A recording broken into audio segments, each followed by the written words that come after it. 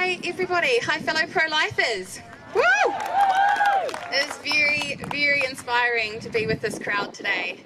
And a huge thank you to the organisers. This has just been, I just couldn't have pictured it being any better. Wow, cool. So thank you for standing in the heat. If you do agree with anything I say, please feel to yell out, otherwise I'll be worried. And I have written down my notes because I do waffle, so please excuse if I do that.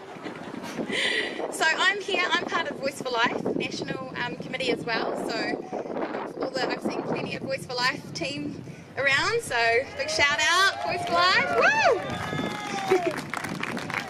Cool. So I became involved in the pro-life movement about 7 years ago. I learned that 12 pre-born children were being aborted in my local hospital every Thursday. For 3 days after hearing this, I could hardly sleep or eat. I tried to make sense of this fact. It wasn't until my mum asked me what I would do if I knew that 12 newborn children were being aborted in our local hospital every Thursday. What would I do? I answered, I would be out there doing all I can to make it stop. I knew this meant I had to do something. Unfortunately, I was much more hoping to do something with my life like save the whales or something a bit more popular. Definitely not get involved in this thing.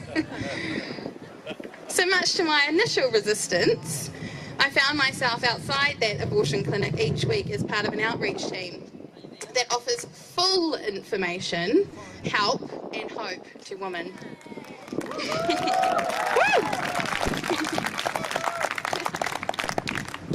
The conversations I had with women and men, who were often just passers-by, left me more determined to see things change in our country. Stories of women who had suffered physically and were now infertile or had had complications that had left them scarred. Stories of women who were pressured, coerced and forced by their parents or by their boyfriends.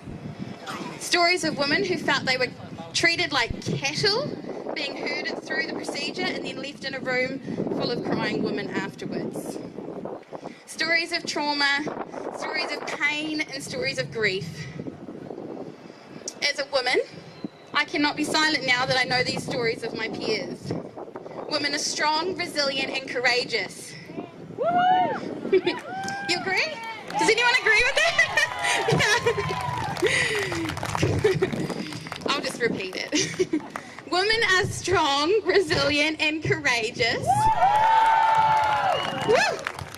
And we desire liberation and equality. But to suggest this is achieved by aborting our own children is degrading and immoral. As a woman, I want to be liberated to live a life of love, compassion, courage, joy, peace, not a life of pain and regret.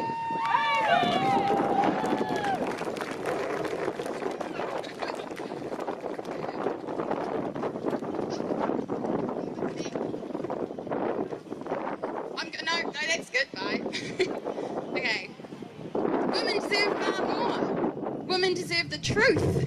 Women deserve long-term care and support. Women deserve better mental health care. Women deserve to be heard. Catherine Booth, who is known as the mother of the Salvation Army, she said, if we are to better the future, we must disturb the present. Today, here outside of Parliament, we are asking for a better future. A future where all human life is valued from conception to natural death. Yeah? A future where all pre-born are treated with dignity and respect. A future where both lives matter. A future where mothers will be empowered. A future where our government will protect the most vulnerable. A future where abortion will be considered unnecessary and unthinkable. And for this, we will continue to disturb the present and be a voice for the voiceless. Thank you.